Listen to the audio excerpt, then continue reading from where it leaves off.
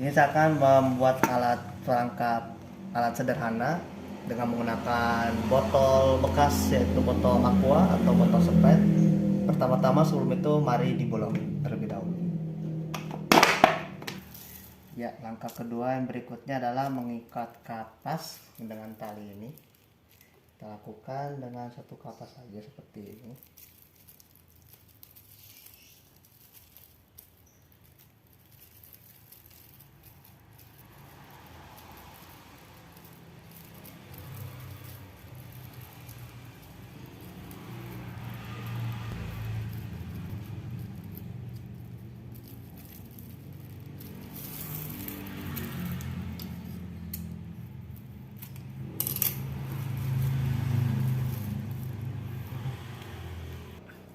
Langkah yang berikutnya adalah mengolesi kapas ini ke petrogenol.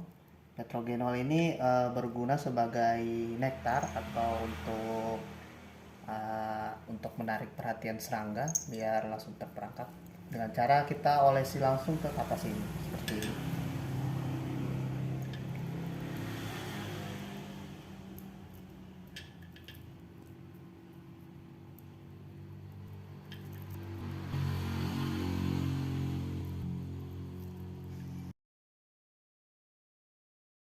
Jika sudah dioles atau diberi oleh petrogenol, saya seperti ini. Terus kemudian kita tuh ini dan siap pakai. Itu aja tutorial dari saya. Sekarang sambung ke kapas.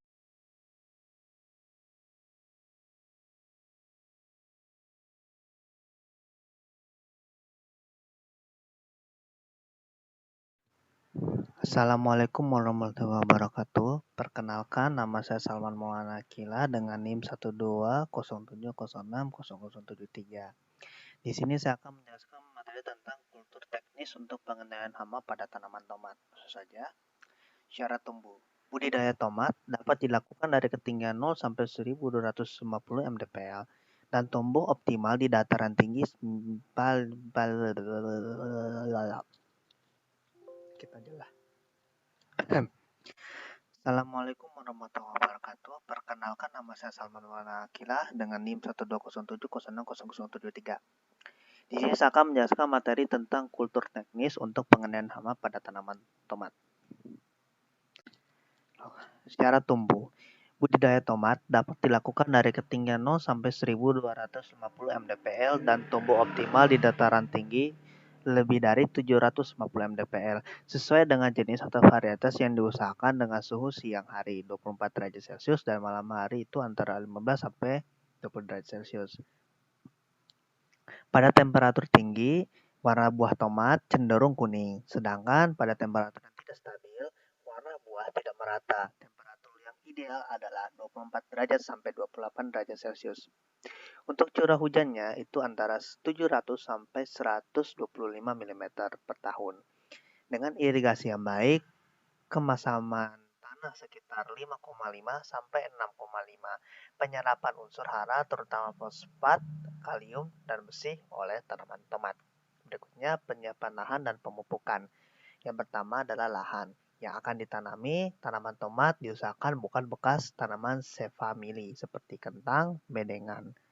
Bedengan dengan lebar 110 sampai 120 cm, tinggi 50 sampai 60 cm, dan jarak antara bedengan yaitu 50 sampai 60 cm. Pupuk kandang matang sebanyak 10 ton per hektar yang dicampuri dengan tanah secara merata. Yang kemudian disemprotkan merata pada permukaan bedengan dengan larutan pupuk hayati MIG dengan dosis 2 liter pupuk hayati MIG per hektar. Biarkan selama 3 hari, kemudian bibit siap untuk ditanam. Yang berikutnya ada pemeliharaan. Pupuk kimia, pupuk makro yang terdiri dari unsur nitrogen, fosfor, kalium diberikan 2 kali yaitu pada 7 sampai 10 hari.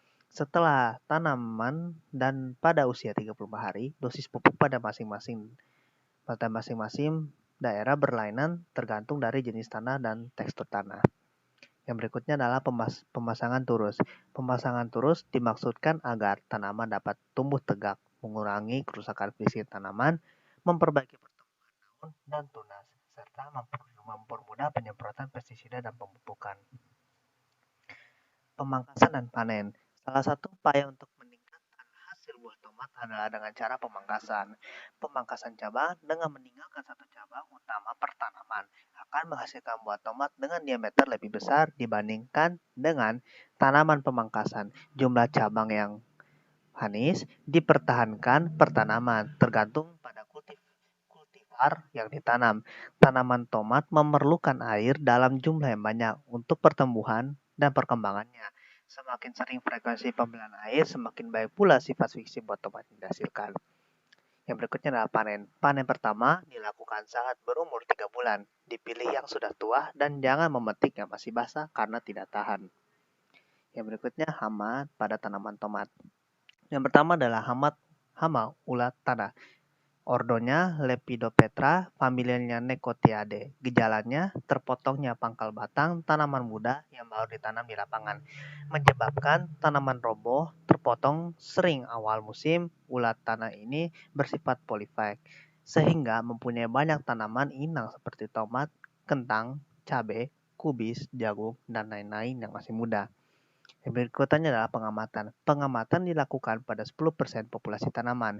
Pengendalian. Cara kultur teknis. Penanaman bibit tanaman yang toleran atau resisten terhadap serangan ulat. Yang berikutnya cara biologis. Memanfaatkan musuh alami yaitu parasitoid seperti Aphantes, Suriforus, dan Thiaxi brarurei. Cara yang berikutnya adalah cara kimiawi. Apabila cara pengendaliannya tidak mampu menekan populasi serangan ulat tanah, aplikasi inseksida selektif dan efektif sesuai dosis atau konsentrasi yang direkomendasikan. Yang berikutnya penyakit pada tanaman tomat. Yang pertama adalah layu bakteri, yaitu disebabkan oleh bakteri Ralstonia solanecum. Gejalanya, daun layu disertai dengan warna menguning, diawali dari salah satu pucuk daun atau cabang tanaman. Umumnya terjadi pada tanaman berumur sekitar 6 hari. Gejala lanjut yaitu daun layu secara menyeluruh dan berwarna coklat diikuti dengan matinya. Yang berikutnya adalah bila batang tanaman terserang, dipotong akan tampak garis vaskular berwarna gelap. Bila potongan batang tersebut dimasukkan ke dalam air bening, akan mengeluarkan eksudat berupa lendir berwarna putih keabu-abuan. Pada fase serangan ringan, keadaan tersebut tidak tampak. Yang kedua adalah pengamatan.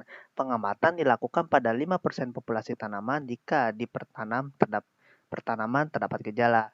Yaitu yang berikutnya adalah pengendalian. Cara kultur teknis, cara fisik dan mekanis, dan cara biologis. Ya, sekian dari saya. Mohon maaf bila ada kesalahan. Terima kasih. Assalamualaikum warahmatullahi wabarakatuh. Assalamualaikum warahmatullahi wabarakatuh. Perkenalkan, nama saya Salman Muanakila dengan NIM 12070600073 dari kelas Argor Teknologi 3C. Di sini saya akan menjelaskan tentang apa itu kalibrasi spray. Langsung saja.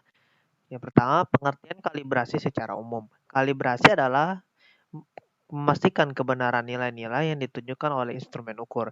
Pada teknik penyemprotan pestisida, kalibrasi merupakan pengukuran banyaknya larutan semprot yang dikeluarkan oleh alat semprot, sehingga dapat diketahui banyaknya larutan semprot pada tiap satuan lahan. Jika dosis rekomendasi larutan semprot tidak diaplikasikan secara merata karena cara aplikasi yang tidak benar, maka akan terjadi dua hal yang tidak diinginkan, yaitu gulma tidak akan mampu dikendalikan di areal yang teraplikasi herbisida karena dosis yang lebih sedikit dari dosis rekomendasi.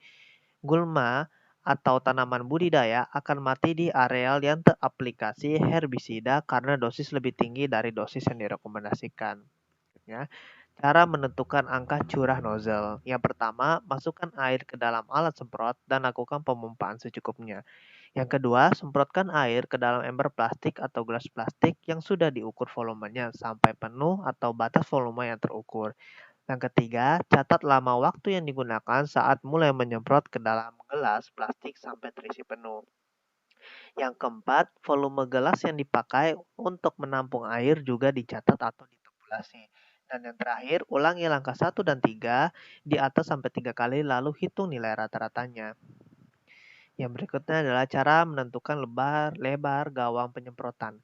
Yang pertama, lakukan penyemprotan dengan ketinggian nozzle 60 cm dari permukaan tanah di atas permukaan kertas atau koran, atau lantai atau tanah yang kering.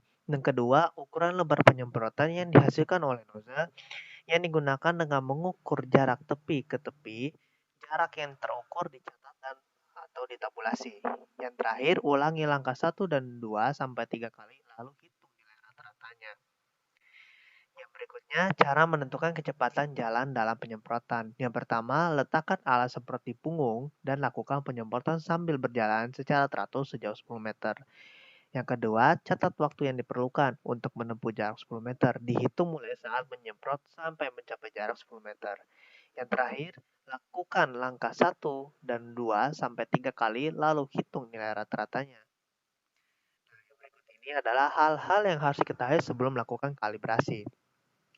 Yang pertama adalah lebar bidang semprot. Dilakukan pengundian dengan cara menyemprot alat semprot sebanyak 3 kali. Pengulangan lalu ukur masing-masing lebar bidang semprot tersebut. Yang kedua, kecepatan curah dapat dilakukan dengan pengundian penyemprotan air ke dalam gelas ukur selama 1 menit sebanyak 3 kali pengulangan. Yang ketiga, kecepatan jalan dilakukan dengan menyemprotkan di lapangan dengan air dengan menekan stopwatch yang digunakan untuk mengukur waktu yang dibutuhkan dalam penyemprotan satu petak. Dan yang berikut ini adalah rumus-rumusnya. Ada rumus V sama dengan volume air per hektar, ada W sama dengan kecepatan jalan per menitnya, ada S yang lebar bidang semprot, yang terakhir adalah F flow rate atau kecepatan curah per 1 menit.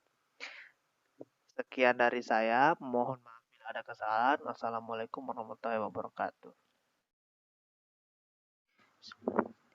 Assalamualaikum warahmatullahi wabarakatuh. Perkenalkan, nama saya Salmawan Akila dengan NIM 120100103 dengan dari kelas Agroteknologi kelas 3C. Di sini saya akan menjelaskan tentang pengenceran cendawan metalisium. Langsung saja. Pengertian pengenceran. Pengenceran yaitu suatu cara atau metode yang diterapkan pada suatu senyawa dengan jalan menambahkan pelarut yang bersifat netral. Lazim dipakai yaitu aquades. Dalam jumlah tertentu, penambahan pelarut dalam suatu senyawa dan berakibat penurunan kadar kepekaan atau tingkat konsentrasi dari senyawa yang dilarutkan atau diencerkan. Dalam pembuatan larutan dengan konsentrasi tertentu, sering dihasilkan konsentrasi yang tidak kita inginkan. Untuk mengetahui konsentrasi yang sebenarnya, perlu dilakukan standarisasi. Standarisasi sering dilakukan dengan titrasari zat-zat yang di dalam jumlah yang relatif besar disebut pelarut. Dalam kimia, pengenceran diartikan pencampuran yang bersifat homogen antara zat terlarut dan pelarut. Dalam larutan, zat yang jumlahnya lebih sedikit di dalam larutan disebut zat terlarut atau solut. Sedangkan zat yang jumlahnya lebih banyak daripada zat-zat lain dalam larutan disebut pelarut atau solvent. Yang berikutnya, pengertian Metarhizium sp. Metarhizium sp merupakan salah satu jenis jamur entomopatogen yang potensial untuk mengendalikan hama penggerek buah atau kakao.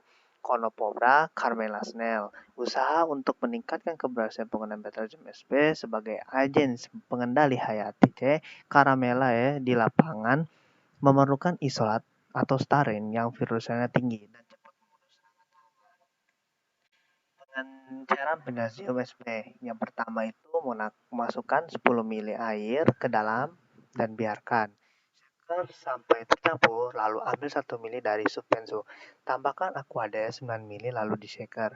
Dan yang terakhir, lakukan sampai tingkat pengenceran yang diperlukan. Aplikasi kepada Metarhizium. Larva es atau litrua yang hasil biakannya masing-masing sebanyak 5 ekor diletakkan dalam toples yang berisi pakan sawi hijau segar seberat 10 gram. Selanjutnya, sawi hijau dan larva yang ada dalam toples disemprot dengan larutan M. Anisophilae dengan kerapatan spora sesuai perlakuan sebanyak 10 ml. Dengan memakai hand sprayer, toples kemudian ditutup dengan kain kasa dan diamati keadaan serangga. Uji tersebut makan setiap hari diganti sebanyak 10 gram dari sawi hijau. Dan ini adalah hasil dari pengamatan Metarhizium sp. Sekian dari saya, mohon maaf bila ada kesalahan. Wassalamualaikum warahmatullahi wabarakatuh.